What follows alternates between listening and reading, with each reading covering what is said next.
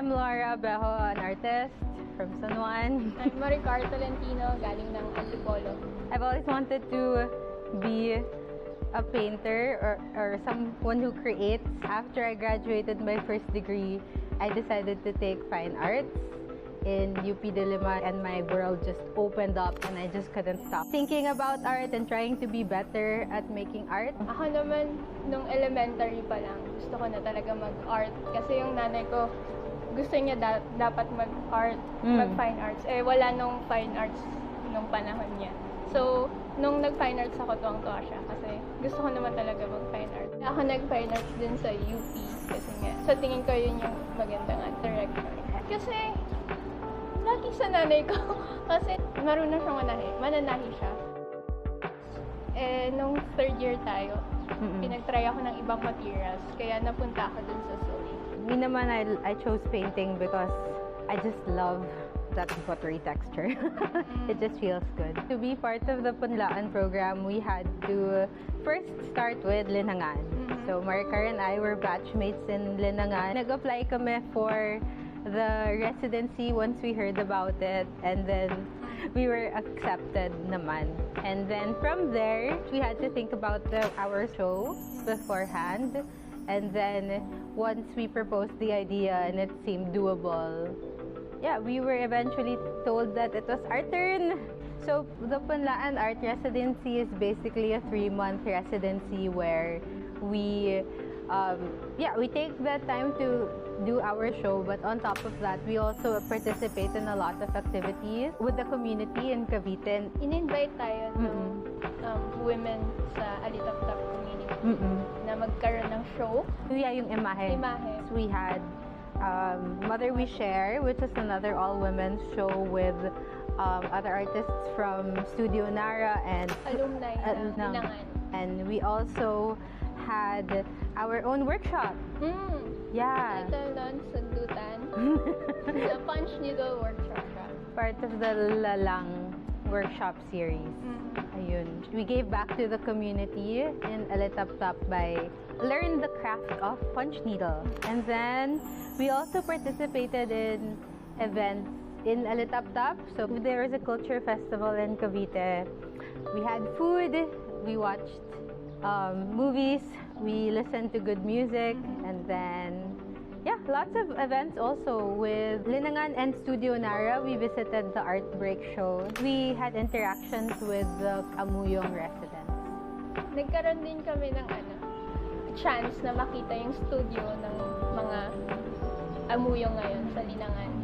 And we also had our studio tour. Yes. Instagram Live. And that was also stressful but also fun to just get to talk, to introduce people to our space. Dun sa pagbuo ng concept at pagkakaroon ng yung time limit din yung 3 months na yun, parang kailangan mong isipin kung paano siya i-maximize yung time na yun. So parang tinulungan ako ng Punlaan na maging magaling na mag-manage ng time. Tapos napahinog din nila ako. Kasi sa tingin ko, necessary yung residency for me. Kasi lawak ka ng True. Ikaw. Me naman, I've never painted so much in my life. So I feel like the Punlaan experience has been very helpful, especially since we were sharing the space with other co-artists. So mape-pressure ka talaga because these co-artists, they're also preparing for their own shows, they're preparing for their solos, they're preparing for other big events, and then you see it come together and you're like, wow, if they can do it, maybe I can do it too, or I should be doing better. I should just be improving myself constantly to match this energy. And so for me then, I've never really painted na with a theme because I normally have a more scattered approach to my art. But when I was in Punlaan, sobrang na-refine yung direction na gusto kong i-tackle or yung parang yung subject matters that I wanna do. Tapos I got to know my process and my subject matter more.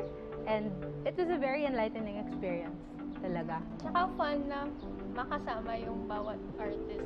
Iba-iba kayo ng practice. Nakakatuwang magkasama kayo. Kahit hindi kayo nag-uusap. Yeah, magkasama kayo sa isang space. Most of the time, most of the working time is like quiet because everybody's in their own world creating, but at least masaya din yung mga meal times, yung mga bonding times together, and you know, problem solving, troubleshooting with one another. So it's fun. It's the best. For me, mentorship under Sir Manny it's always a very introspective experience where you're always looking into yourself. What do you really want to do? Because with Sir Manny, he can tell right away if you're just making something up. Yung kailangan makita niya, ma-feel, alam niya kung gusto mo yung ginagawa mo at alam mo yung ginagawa mo. And then, at the same time, parang it teaches you to be secure with yourself, na if you know what you want to do, you will keep improving para you can reach you can say your message effectively. Ayun. Ikaw ba? Sa akin, sobrang nakatulong siya kasi parang iko-question niya yung why mo. Bakit ito yung ginagawa mo? Bakit dapat may connection yung material mo dun sa concept mo. So, parang kailangan mong mag-isip talaga na tapos yung may mga question siyang like left field. Like, na mapapa-question ka rin sa sarili mo na kung gusto mo ba talaga itong ginagawa mo. So, magiging strong ka rin kapag na-answer mo yung question yung ganun. Yeah. So, yeah. If you pass through that test, you can go through life. You can go through this whole artist life properly. And also, we also appreciate yung mga inputs na Ate Ali and the rest of the community, because at least with Ate Ali, there's also the academic direction, and also with the artists that could influence you. Mga suggestions. Yeah. Then, sa akin, yung pagiging productive talaga, yun talaga yung naka-apekto sa akin ng magandang apekto sa akin, na magkaroon ng time, allotted time for 3 months lang yung time. So parang paglabas mo din ng Punlaan, more or less ganun din yung time na bibigay sa'yo para magkaroon ng time for show. So, yeah. So pagiging productive at pagiging open-minded sa mga possibilities. Learning to adjust to emergency situations. We love this experience so much. Very grateful. Thank you from the bottom of our hearts to everybody who helped us get here. Siyempre, number one, our parents for letting us come.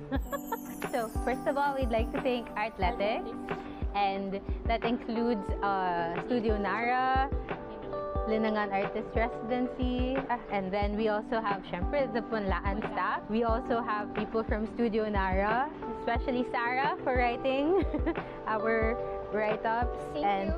Yeah, thank you so much. We'd also like to thank Sir Manny, especially Sir Manny, and the rest of the 𝐿𝐻𝐵𝑖𝑠 for giving us all the advice. Thank you to the cats, Punlaan cats, for being our comfort animals, and my subject matter for some of my paintings. Thank you to Aliptatap Artist Community as well for taking care of us and visiting us all the time, showing us around, and just being a really friendly group of people and new friends to hang out with.